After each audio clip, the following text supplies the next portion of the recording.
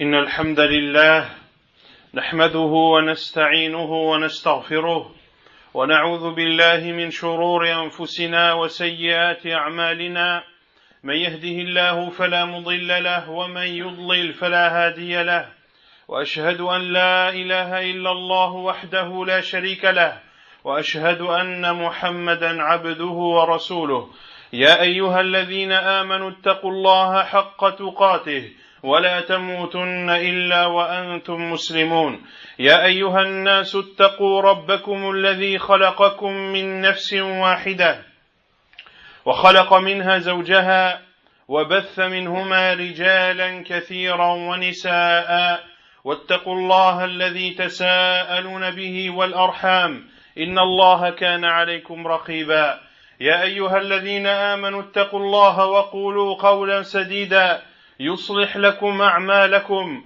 ويغفر لكم ذنوبكم ومن يطع الله ورسوله فقد فاز فوزا عظيما أما بعد فإن أصدق الحديث كتاب الله تعالى وخير الهدي هدي محمد صلى الله عليه وسلم وشر الأمور محدثاتها وكل محدثة بدعة وكل بدعة ضلالة وكل ضلالة في النار أما بعد أيها المسلمون والمسلمات قد تكلمنا في الخطبة الماضية عن وجوب الحج لمن استطاع إلى ذلك سبيلا وأن من لديه الاستطاعة البدنية والمالية فلم يذهب إلى الحج فقد أثم إثما عظيما وعليه أن يبادر إلى إصلاح هذا الذنب وأن يذهب إلى حج بيت الله الحرام ما استطاع إلى ذلك سبيلا وذكرنا أن الراجح من كلام العلماء أن الحج واجب على من يستطيع ذلك على الفور ولا يجوز له أن يؤجل ذلك بغير عذر شرعي ثم اعلموا أيها المسلمون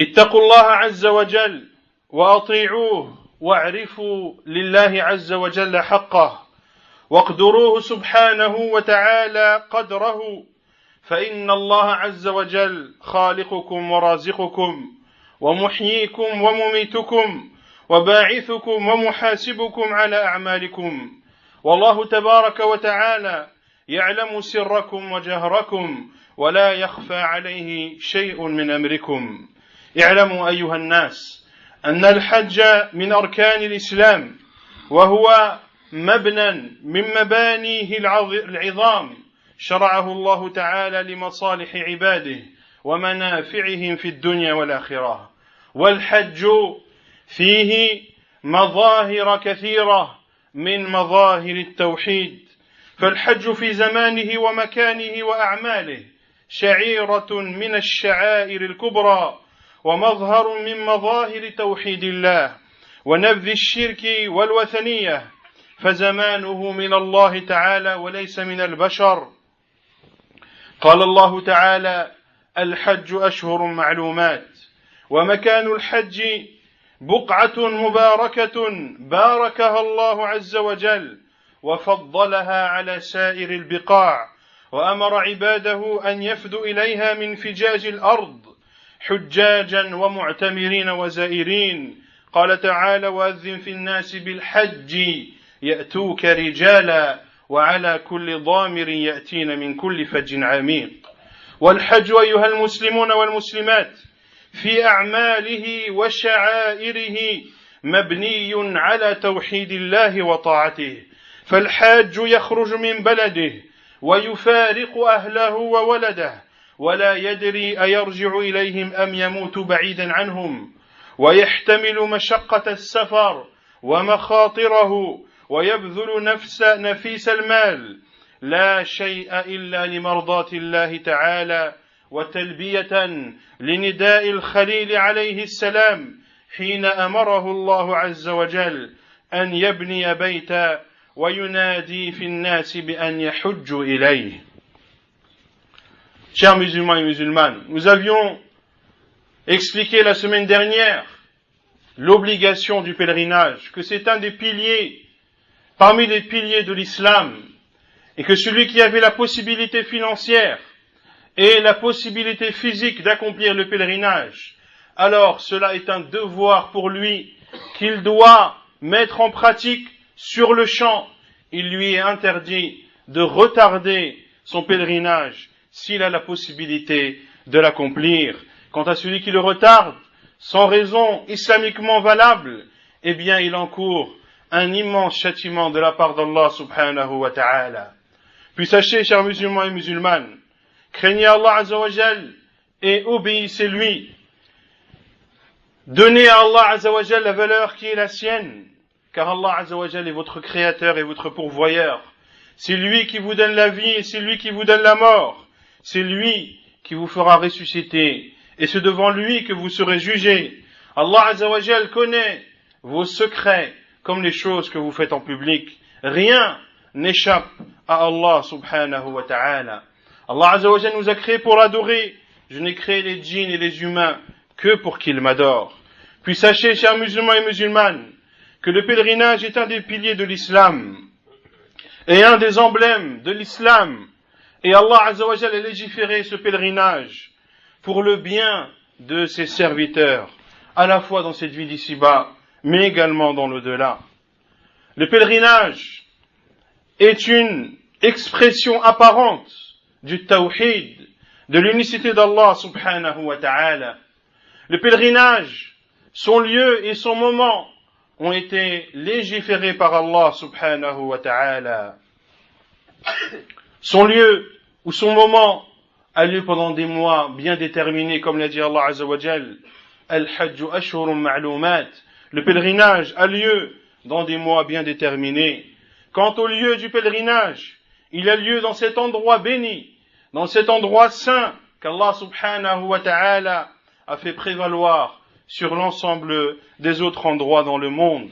Et Allah azza wa jalla a ordonné aux gens des quatre coins de la planète de se rendre dans ce lieu. Allah azza wa jalla a dit, en parlant de Ibrahim alayhi salam, et lance un appel aux gens pour les inviter au pèlerinage.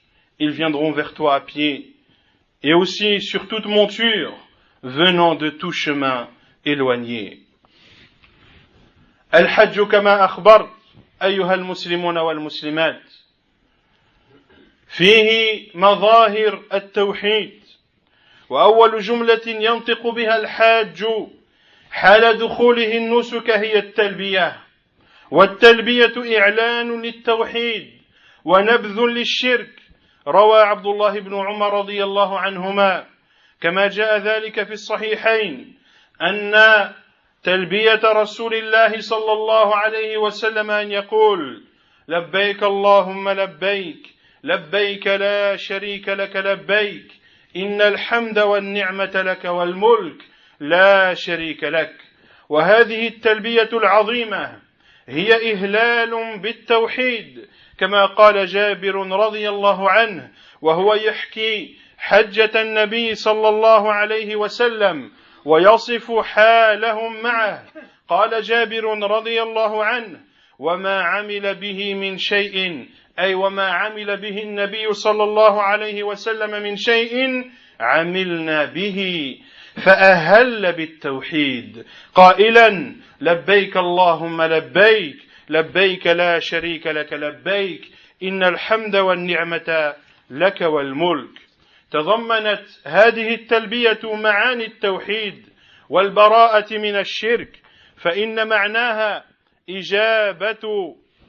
إجابة لك بعد إجابة وإجابة خالصة لا شرك فيها.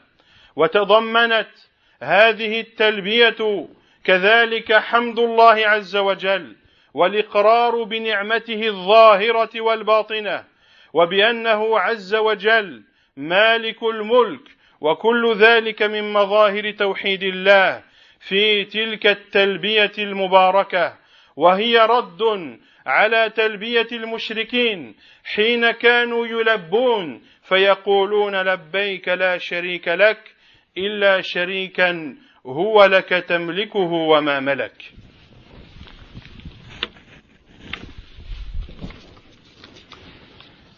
la première phrase que prononce le pèlerin lorsqu'il entre dans son rite, c'est de prononcer la talbiyah. Cette talbiyah qui est une proclamation de l'unicité d'Allah Azza wa Jal et une condamnation du shirk. Abdullah ibn Umar radiyallahu anhuma a dit que la talbiyah du prophète sallallahu alayhi wa sallam était de dire labbayk Allahumma labbayk, labbayk la sharika laka labbayk, innal hamda wal ni'mata laka wal mulk, la sharika lak. La talbiyah du prophète sallallahu alayhi wa sallam était de dire me voilà, ô Seigneur, me voilà, tu n'as pas d'associé, me voilà. En vérité, la louange et la grâce t'appartiennent, ainsi que la royauté. Tu n'as point d'associé. Cette formule de talbiyah, qui est une proclamation du tawhid, Jabir radiyallahu anhu, lorsqu'il a décrit le pèlerinage du prophète sallallahu alayhi wa sallam, en ce hadith authentique apporté par Muslim, il dit radiyallahu anhu, et le prophète sallallahu alayhi wa sallam n'a pas fait une chose sans que nous ayons fait la même. Puis, il a proclamé le tawhid. Comment a-t-il proclamé le tawhid? En prononçant la talbiyah que je viens précédemment de citer. Cette talbiyah qui contient l'expression du tawhid et la condamnation du polythéisme. Et sa signification est: nous te répondons, ô Allah, après t'avoir déjà répondu, nous te répondons de façon sincère, sans prendre avec toi d'associé. De même que cette talbiyah contient la louange à Allah subhanahu wa ta'ala et le fait d'admettre les bienfaits d'Allah azza wa jal sur nous, que ces bienfaits soient apparents ou cachés, et qu'Allah azza wa jal est celui qui détient toutes choses, et cette talbiyah est aussi une réponse à la talbiyah des polythéistes, qui eux aussi accomplissaient le pèlerinage, mais disaient dans leur formule labbayk la sharika lak, nous répondons à ton appel sans prendre avec toi d'associé, sauf un associé que tu possèdes. Et ceci est le shirk, ceci est le polythéisme, le fait d'adorer Allah azza wa jal, d'adorer autre qu'Allah avec Allah subhanahu wa ta'ala. ثم اعلموا أيها المسلمون إذا تأمل المتأمل مناسك الحج والعمرة بأقوالها وأفعالها فسيجد أن لها ارتباطا وثيقا بتوحيد الله، فهي أعمال يعملها المسلم انطلاقا من إيمانه بالله وتوحيده عز وجل منذ خروجه من بلده إلى رجوعه بعد أداء مناسكه. وإذا بلغ الحاج البيت الحرام استحضر وهو يرى الكعبة أن باني البيت بأمر الله تعالى وهو إبراهيم عليه السلام الذي كان إماما في دعوته إلى الحنيفية، والحنيفية هي التوحيد، حتى نسبت إليه عليه السلام، حيث قال تعالى إن إبراهيم كان أمة قانتا لله حنيفا ولم يكن من المشركين. وأمر الله عز وجل عباده باتباعها فقال سبحانه فاتبعوا ملة إبراهيم حنيفا وما كان من المشركين. كما يستحضر أن إبراهيم عليه السلام قد شيد البيت على التوحيد، كيف وهو من دعا الله عز وجل قائلا رب اجعل هذا البلد آمنا واجنبني وبني أن نعبد الأصنام. فإذا استحضر المسلم هذا المعنى العظيم وهو يرى البيت الحرام لم يشرك مع الله تعالى آلهة أخرى، ولذا فإنه يبتدئ طوافه بالبيت بذكر اسم الله تعالى وتكبيره، وهذا من إعلان التوحيد في بداية الطواف، وهو يطوف حين يطوف بالكعبة تعظيما لله، لأن الله تعالى جعل الطواف بالكعبة عبادة وقربة يتقرب بها المؤمنون إليه، بل يطوفون بها لأن الله تعالى أمرهم بذلك، وقضى سبحانه وتعالى بأن الطواف بها من شعائره سبحانه ومن مناسك الحج والعمرة التي كتبها على عباده، وليطوفوا بالبيت العتيق.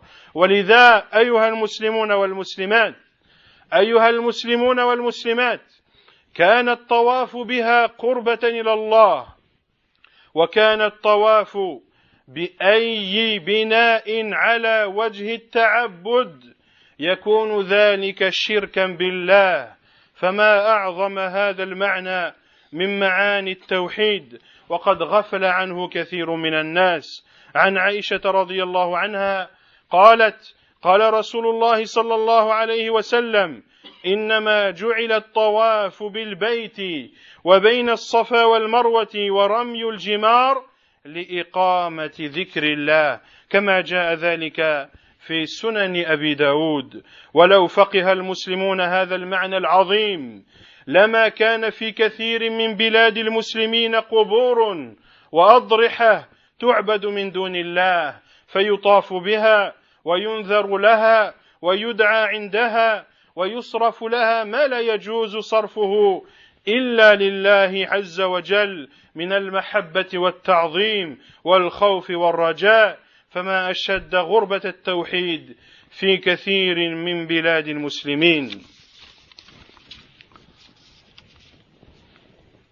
Et celui qui médite sur les rites du pèlerinage et de la Umrah, celui qui médite sur les formules qui sont à prononcer et sur les actes qui sont à accomplir, eh bien, il verra un lien très fort entre ces actes et l'unicité d'Allah subhanahu wa ta'ala. Car le musulman tout d'abord accomplit ses actes, car il a la foi en Allah azza wa jal, et il considère Allah subhanahu wa ta'ala comme sa seule et unique divinité. Le pèlerin, lorsqu'il arrive à la maison sacrée, en voyant la Kaaba, il se remémore que cette Kaaba a été construite par un ordre d'Allah subhanahu wa ta'ala, a été construite car Allah subhanahu wa ta'ala en a donné l'ordre à son prophète et son ami intime Ibrahim alayhi salam, qui était un guide, qui était un imam dans le tawhid, au point que l'appel au tawhid est porté, ou l'étendard du tawhid est porté par Ibrahim alayhi salam. Allah azza wa jal a fait ses éloges dans son noble livre. Ibrahim était une ummah, il était soumis à Allah, voué exclusivement à lui, et il n'était point du nombre des polythéistes. Et Allah azza wa jal a dit également, on nous a ordonné de suivre la religion d'Ibrahim. Suivez donc la religion d'Ibrahim, le pur monothéiste. Il n'était point des associateurs. Celui qui voit la Kaaba se remémore que cette Kaaba n'a été érigée et construite que pour qu'Allah subhanahu wa ta'ala soit adoré seul. Car Ibrahim alayhi salam, qui est le bâtisseur de cette Kaaba, a invoqué Allah azza wa jal en disant: ô Allah, fais de cette ville une ville en sécurité et préserve-moi ainsi que mes enfants d'adorer les statues. Celui qui se remémore tous ses sens en voyant la Kaaba ne peut adorer une autre divinité avec Allah. Et le pèlerin, lorsqu'il commence à tourner autour de la Kaaba, il commence son tawaf en prononçant le nom d'Allah et en proclamant la grandeur d'Allah subhanahu wa ta'ala. Et ceci est une expression du tawhid dès le début du tawaf. Il tourne autour de la Kaaba car Allah subhanahu wa ta'ala a ordonné à ses serviteurs de faire les tournées autour de la Kaaba Et c'est pour les musulmans et les croyants un moyen qui leur permet de se rapprocher d'Allah subhanahu wa ta'ala. Ils tournent autour de la Kaaba, car Allah azza wa jal leur a ordonné de tourner autour de celle-ci.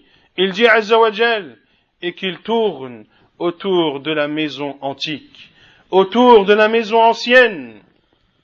Ainsi, de faire les tournées autour de la Kaaba est un moyen de se rapprocher d'Allah azza wa jal.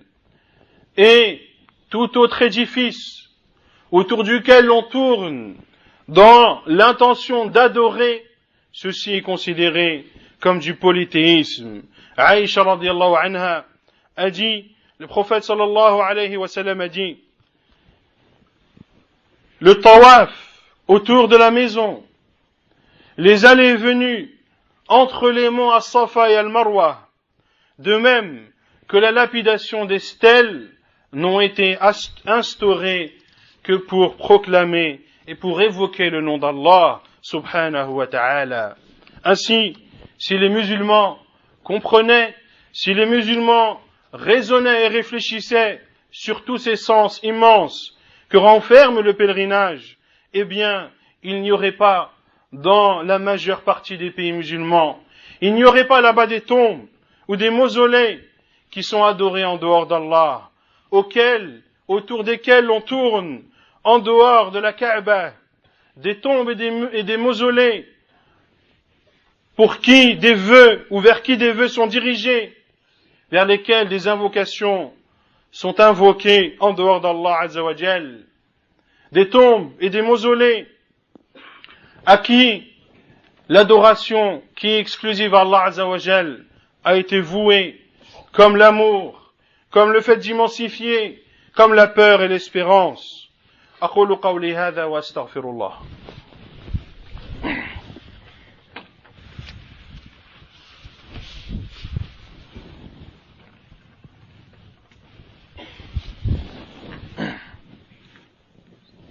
الحمد لله رب العالمين والصلاة والسلام على أشرف الأنبياء وإمام المرسلين نبينا محمد وعلى آله وصحبه أجمعين ثم أما بعد. وبعد الطواف يرقي الحاج على الصفا ليبتدي سعيه فيعلن فوقه التوحيد لله عز وجل. وجبل الصفا كان موضعا لحدث عظيم عقب بعثة النبي صلى الله عليه وسلم وفي أوائل دعوته، فهو المكان الذي صدع فيه النبي صلى الله عليه وسلم بالتوحيد ونادى قريشا حتى اجتمعوا، ثم سألهم عن صدقه فشهدوا له بذلك، ثم صدع بالحق أمامهم وقذف به باطلهم وأخبرهم أنه رسول من الله جاء لينذرهم وينقذهم. فقد جاء من حديث عبد الله بن عباس رضي الله عنهما كما في الصحيحين قال: لما نزلت وأنذر عشيرتك الأقربين صعد النبي صلى الله عليه وسلم على الصفا فجعل ينادي: يا بني فهر، يا بني عدي، لبطون قريش حتى اجتمعوا، فجعل الرجل إذا لم يستطع أن يخرج أرسل رسولا لينظر ما هو، فجاء أبو لهب وقريش فقال صلى الله عليه وسلم: أرأيتكم لو أخبرتكم أن خيلا بالوادي تريد أن تغير عليكم أكنتم مصدقين؟ قالوا: نعم، ما جربنا عليك إلا صدقا. قال: فإني نذير لكم بين يدي عذاب شديد. فقال أبو لهب: تبا لك سائر اليوم، ألهذا جمعتنا؟ فنزلت: تبت يدا أبي لهب وتب، ما أغنى عنه ماله وما كسب.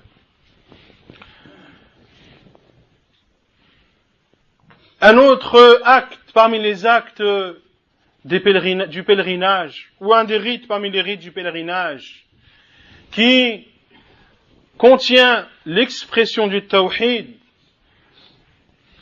lorsque le pèlerin monte sur le mont Safa pour accomplir les 7 allées-venues entre les monts Safa et Al-Marwa, appelés communément As-Sa'i. Le pèlerin, lorsqu'il monte sur le mont Safa, proclame l'unicité d'Allah Azza wa Jal. Et le mont Safa est un mont dans lequel le prophète sallallahu alayhi wa sallam, sur lequel le prophète sallallahu alayhi wa sallam est monté peu après qu'il soit devenu prophète. Dans les débuts de l'appel à l'islam, c'est un endroit sur lequel le prophète sallallahu alayhi wa sallam est monté, dans lequel il a appelé à l'unicité d'Allah Azza wa Jal.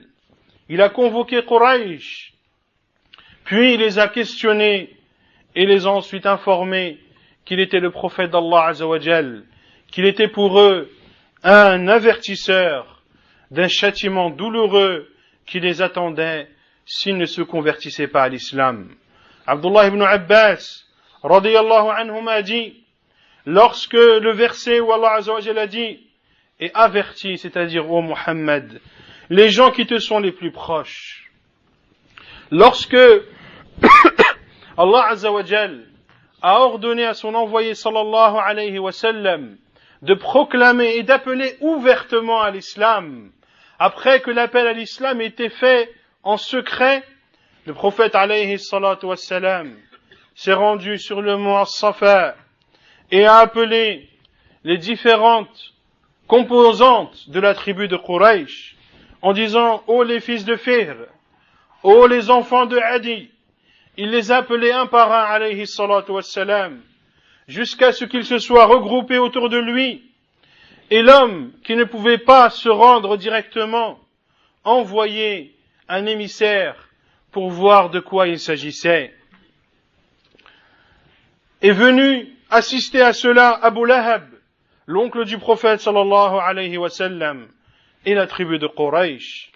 Le prophète alayhi salatu wassalam a commencé en leur disant, voyez-vous, si je vous informe qu'il y a des cavaliers qui veulent vous combattre et qui avancent du côté de cette vallée, me croirez-vous?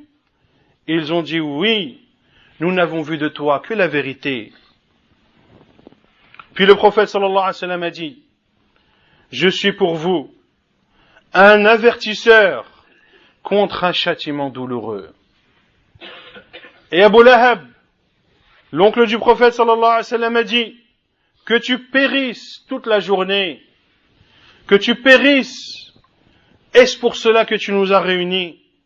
Et Allah Azza wa Jal a alors descendu ou a révélé sur son prophète sallallahu alayhi wa sallam les 2 premiers versets de Surat Al-Masad, où Allah Azza wa Jal dit que périssent les mains d'Abu Lahab, que périssent ni ses biens, ni ce qu'il a amassé ne lui sera d'utilité. Et le prophète alayhi salatu wassalam, lorsqu'il montait sur le mont Safa, lorsqu'il accomplissait la Umrah ou le Hajj, proclamait le Tawhid en disant La ilaha illallah, wahdahu la sharika lah, lahul mulku wa lahul hamd, wa huwa ala kulli shay'in qadir, la ilaha illallah wahdah, anjaza wa'dah, wa nasara abdah, wa hazama al-ahzaba wahdah. Il disait alayhi salatu wassalam, nul ne mérite d'être adoré qu'Allah seul, sans lui prendre d'associer, à lui la royauté et à lui la louange, et il est capable de toutes choses. Nul ne mérite d'être adoré qu'Allah seul. C'est lui qui a tenu sa promesse, qui a secouru son serviteur et qui a mis en déroute à lui seul, subhanahu wa ta'ala, les coalisés. وسنكمل إن شاء الله تعالى في الجمعة المقبلة مظاهر أخرى من مظاهر التوحيد في مناسك الحج والعمرة. نسأل الله عز وجل أن يعلمنا ما جهلنا وأن ينفعنا بما علمنا وأن يجعلنا من الذين يعبدونه عز وجل حق عبادته لا يشركون في عبادته شيئا. اللهم إنا نعوذ بك أن نشرك بك شيئا نعلمه ونستغفرك لما لا نعلمه. وصلى الله وسلم وبارك على نبينا محمد وعلى آله وصحبه أجمعين، وآخر دعوانا أن الحمد لله رب العالمين.